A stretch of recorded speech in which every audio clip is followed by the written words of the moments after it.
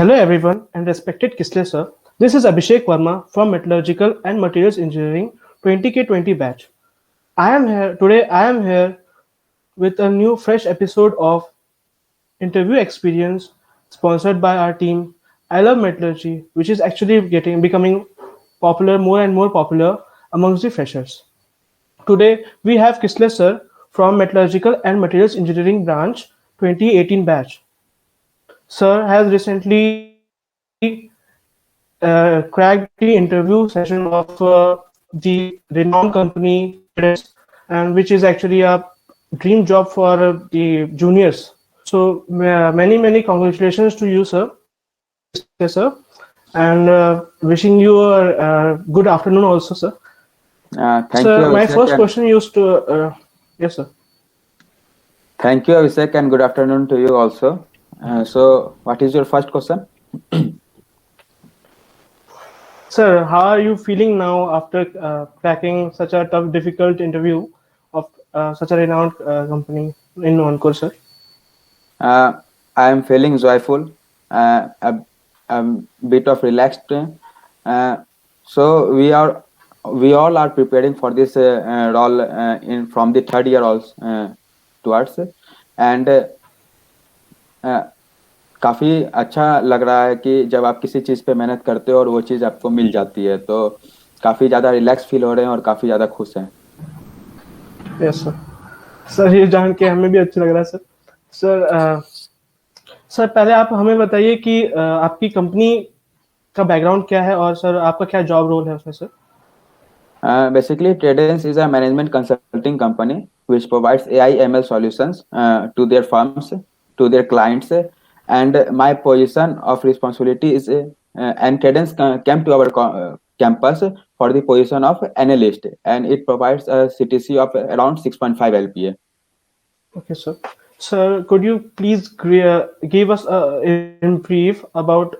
us in brief about the selection procedure and the number of stages conducted and your performance also in this?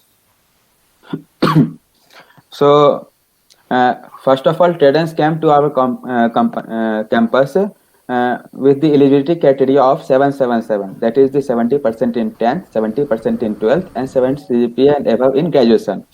After that, a written round was conducted on the platform called Hacker Earth. There were some aptitude questions, LRDI questions, and VRC questions, along with the some pseudo codes, one guesstimation, one essay writing, and 3 programming questions. And the time for this was 3 hours. So, and there is also a sectional cutoff in each section. So, every section has to be done with equal weightage. After that, when we cleared the first round of process, thereafter there is a technical round, technical interview. In the technical interview, I was asked about my project, about my skills that are present in my resume, and some aptitude questions, and some SQL questions, and some questions on Tableau also. After that, there is a HR round. In HR round, I was just simply asked about my hobbies and interest, about my projects, and what my projects gives this, what my projects values to this society. After that,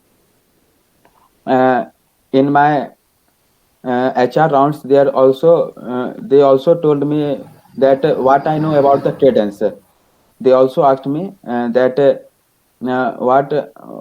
what are your expectations from this company. Okay sir. Sir कौन कौन से skills पे हमें ज़्यादा मेहनत करनी चाहिए और किसमें कि जो बेसिक से सिर्फ कर लेंगे तो वो काम हो सकता है सर, मतलब इंटरव्यू के लिए? पहले हमें ये देखना चाहिए कि हमारा रिटन राउंड क्लियर हो जाए, और रिटन राउंड क्लियर करने के लिए एप्टीट्यूड, LRDI और VRC ये 3 फील्ड पे कमांड रखना ही रखना पड़ेगा।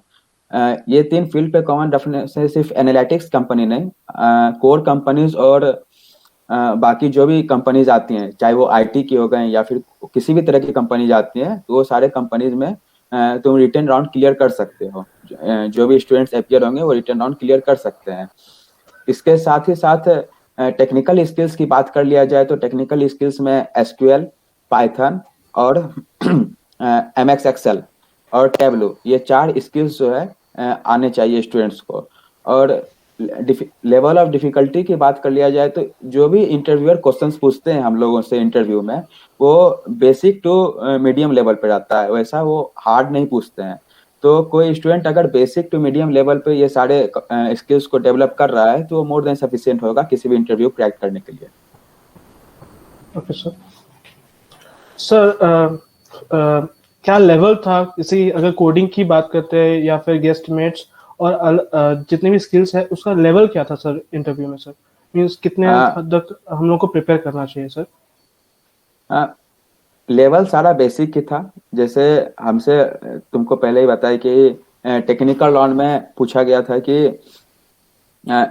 एसक्यूएल का क्वेरी पूछा गया था मुझसे, डाटाबेस क्रिएट करवाया गया था और फिर उस डाटाबेस क्रिएट करवाने के बाद उसमें कुछ कुछ क्वेरीज रन करवाने गए थे। तो ये सारे जो क्वेरीज मुझसे पूछे गए थे एसक्यूएल के, वो बेसिक टू मॉडरेट लेवल में ही आते हैं।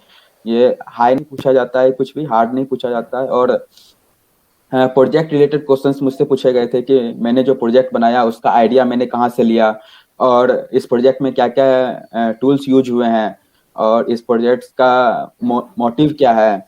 ये सारे चीज प्रोजेक्ट बेस्ड क्वेश्चंस थे।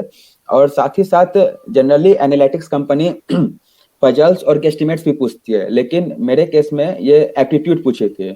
और एप्टीट्यूड में टाइम एंड वर्क से एक क्वेश्चन था, क्लॉक बेस्ड एक क्वेश्चन था और सीक्वेंस एंड सीरीज से एक क्वेश्चन था। ये 3 क्वेश्चंस मुझे एप्टीट्यूड में पूछे गए थे। और जनरली मेरा इंटरव्यू एसक्यूएल पे रहा था क्योंकि मेरे रिज्यूमे में एसक्यूएल और एक्सेल था और टेबलू था।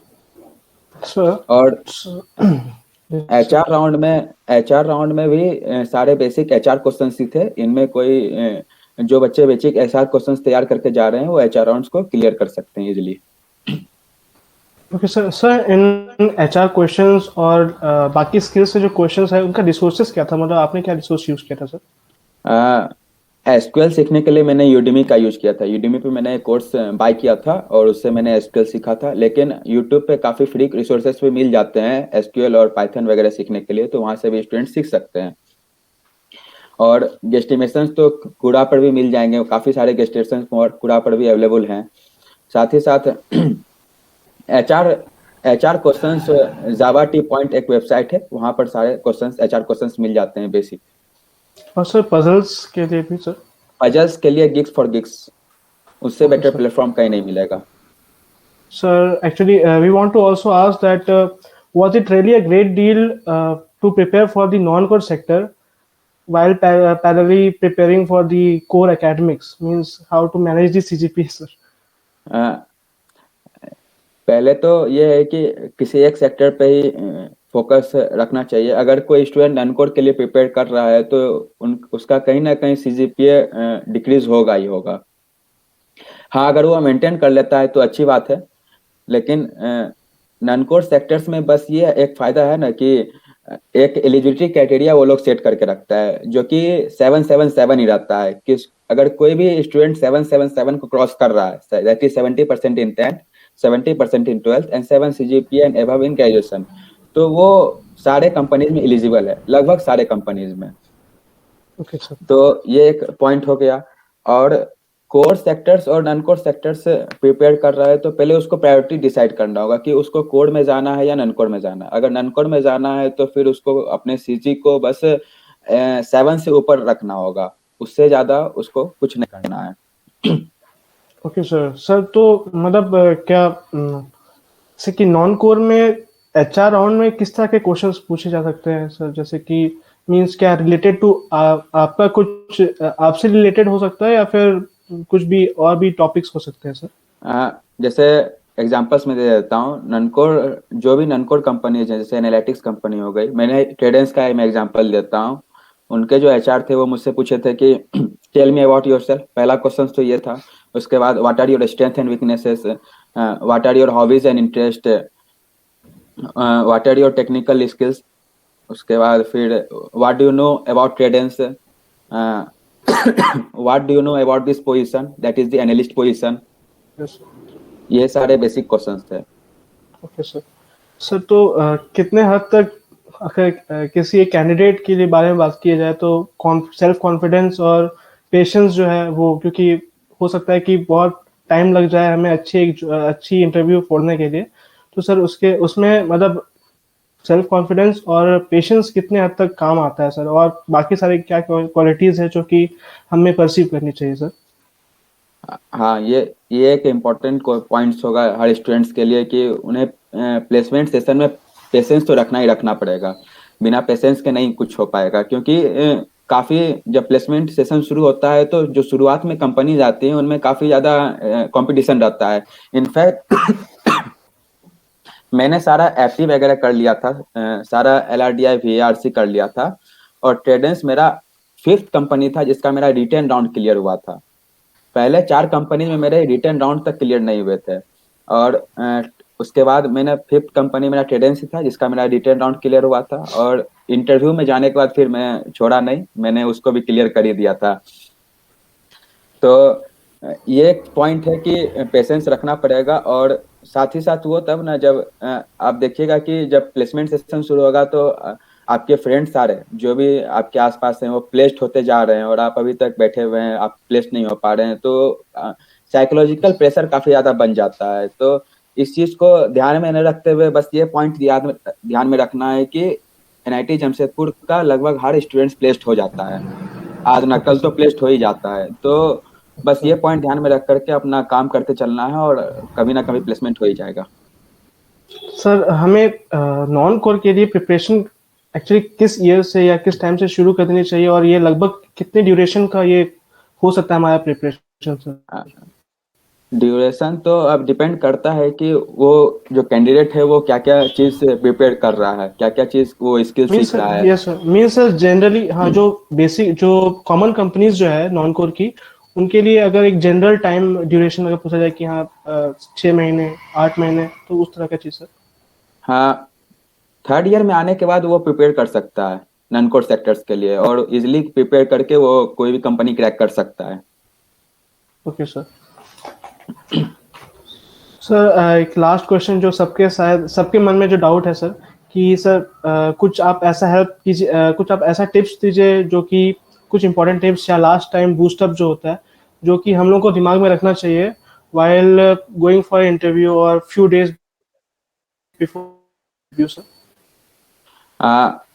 इंटरव्यू देने से पहले या फिर कोई कंपनी का ड्राइव शुरू होने से पहले अपना कॉन्फिडेंस लेवल हाई रखना चाहिए, और जो भी रिटन एग्जाम हम लोग दे रहे हैं तो उसके लिए हम लोग जो प्रिपेयर करते हैं FT, तो शुरू से अंत तक जो है हम लोग को बस फोकस रखना चाहिए कि हमारा रिटन क्लियर हो।